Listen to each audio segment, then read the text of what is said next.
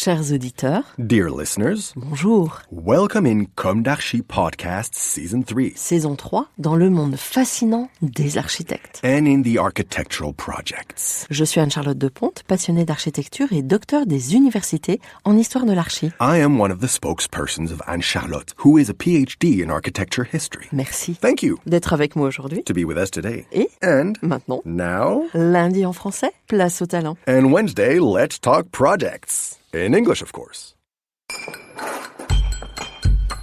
Bienvenue dans Comme d'Archi.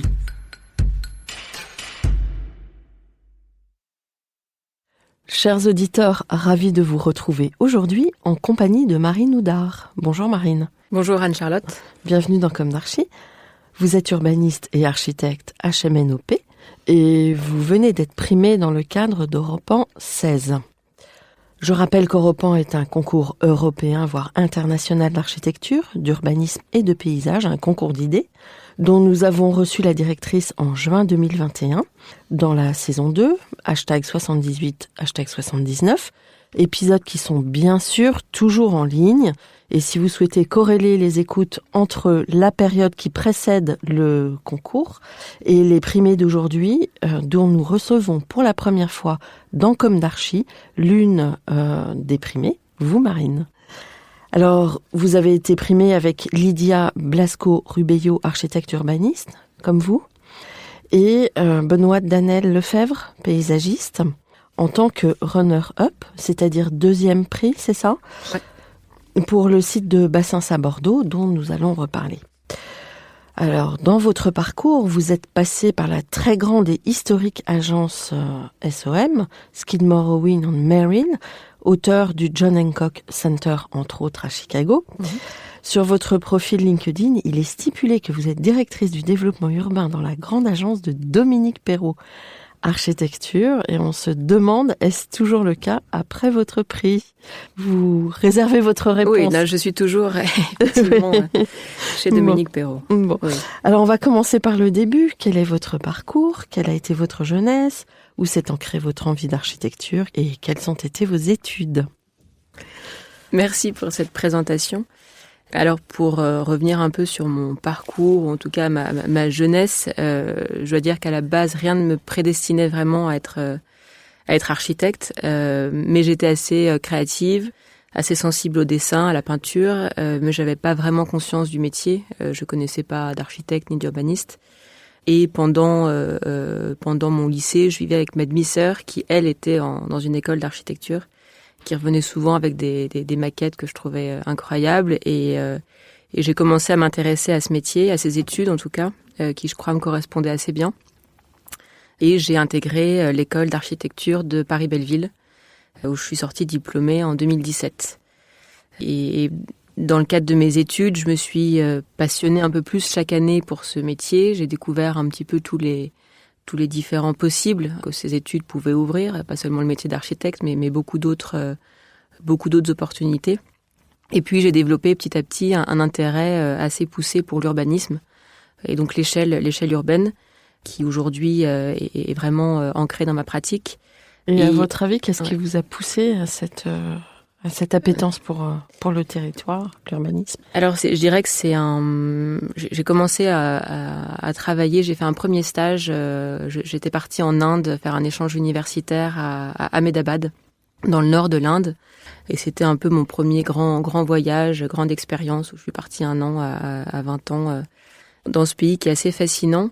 Et là-bas, j'étais à l'université et je trouve que les cours étaient pas forcément, en tout cas à la hauteur, ou en tout cas ce que j'espérais. Et j'ai au culot, j'ai un peu tapé à la porte de l'architecte Balkrishna Doshi, qui était à la fois enseignant à Ahmedabad dans cette université et qui dirige encore son agence là-bas, pour demander une position de stagiaire que j'ai obtenue. Et donc j'ai pu travailler chez Doshi en Inde, et là j'ai un peu découvert, avec ce premier stage quand même très intéressant, j'ai découvert vraiment une pratique plus durable, plus urbaine aussi, parce qu'il s'est trouvé que j'ai travaillé sur des projets urbains.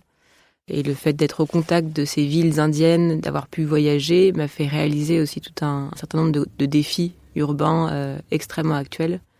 D'accord, donc en fait, dans cette agence, l'appétence pour le durable est déjà très ancrée. Oui, très ancrée. Et disons que c'est une échelle, non pas forcément plus qu'en France, mais en tout cas, moi, j'ai découvert cette notion un peu de durabilité. J'ai découvert une autre échelle, une autre approche de l'architecture qui n'est pas forcément celle d'un objet construit, mais qui peut aussi être un processus, un dialogue avec différents acteurs, une observation de la ville. Et, disons, j'ai un peu pris la distance avec l'architecture à ce moment-là. Et je me suis rendu compte que c'était extrêmement intéressant, ça m'a plu. Et petit à petit, j'ai commencé à essayer d'axer un petit peu plus ma pratique sur une échelle urbaine, avec laquelle je me sentais moi aussi plus à l'aise, et que je trouvais particulièrement intéressante parce que ça permet aussi de travailler avec, de toucher à des sujets économiques, politiques, sociaux. Oui. Finalement, ça permet peut-être de faire la synthèse.